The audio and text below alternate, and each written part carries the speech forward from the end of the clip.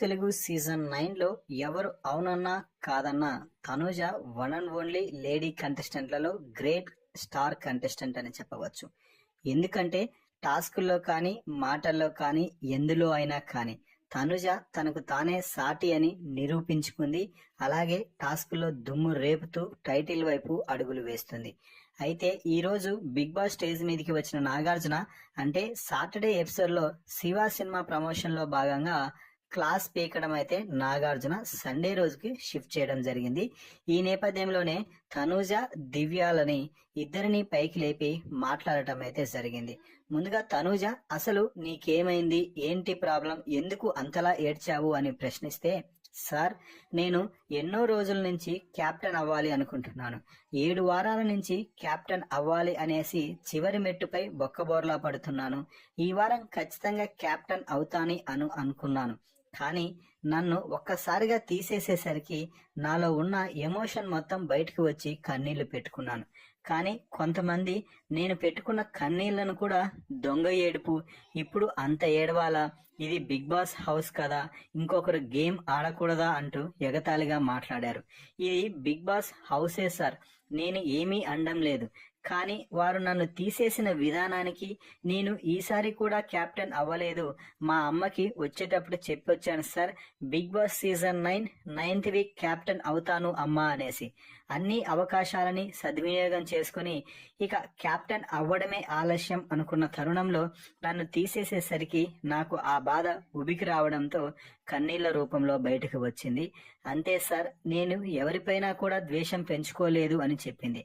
దీంతో దివ్యను నువ్వేం చెప్తావు దివ్య అంటే, సార్ నేను ఇమ్మాన్యుయల్ కోసం స్టాండ్ తీసుకోవాలనుకున్నాను, అందుకే తనూజాను తీసేశాను అంటే, ఇమ్మాన్యుయల్ కోసం స్టాండ్ తీసుకోవాలి అనుకుంటే తనూజాని ఎందుకమ్మా తీయడం? తనూజాతో కూడా చెప్పావు కదా రీతు నువ్వు ఉంటే రీతును తీసేస్తాను అని. మరి అలాంటప్పుడు అక్కడ రీతును తీసేసింటే నెక్స్ట్ స్టెప్ కి ఇమ్మాన్యుయల్ ఫాలో అయ్యేవాడు, తనూజ కూడా వెళ్ళిపోయేది. అప్పుడు వారిద్దరు చూసుకునేవారు కదా ఎవరు గెలుస్తారో ఎవరు ఓడిపోతారో అంటే.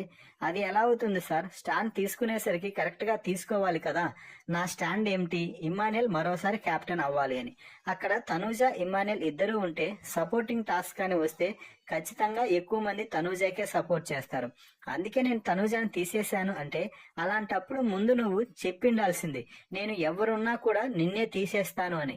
ముందు ఒక మాట వెనుక ఒక మాట మాట్లాడుతూ ఇంట్లో నువ్వు డబుల్ టంగ్ తో దోసుకుపోతున్నావు. అది మంచిది కాదు. ఒక మాట మీదే ఏదైనా ఉంటే అటు ఉండు, లేకపోతే ఇటు ఉండు. 2 మాటల నాలుకల ధోరణి అయితే అస్సలు బాగాలేదు దివ్య. అలాగే ఆ తర్వాత తనుజ అంత ఏడ్చుతుంది ఏంటి, అంత ఎగతాళిగా చేయడం అనేసి నువ్వు మాట్లాడిన మాటలైతే చాలా చండాలంగా ఉన్నాయి. ఎందుకంటే ఒకరి ఎమోషన్ ను కూడా నువ్వు ఎగతాళి చేస్తున్నావు అంటే నీ బుద్ధి ఎలా ఉందో అర్థమవుతుంది. ఆ అమ్మాయికి తెలుసు 7 సార్లు క్యాప్టెన్సీ కంటెండర్ అయిన తర్వాత కూడా క్యాప్టెన్ కాలేదు అంటే ఆ మాత్రం బాధ ఉంటుంది కదా. అది ఎవరి ఎమోషన్ వారిది, ఎవరికి చేసినట్టు వారు నచ్చినట్టు చేస్తూ ఉంటారు. నువ్వు దాన్ని ఎగతాళి చేసి చూపించడం, మాట్లాడటం మాత్రం నిజంగా చాలా చండాలంగా ఉంది దివ్య. ఆ పద్ధతిని మార్చుకో, వేరే వారిని చూసి జలస్ అవ్వడం కూడా మార్చుకో అంటూ నాగార్జున అయితే గట్టి కౌంటర్ ఇచ్చాడు దివ్యకి. ఇక తనూజతో మాట్లాడుతూ, తనూజ నువ్వు చాలా స్ట్రాంగ్ గా ఉండాలి. ఇది రణరంగం, చదరంగం కాదు.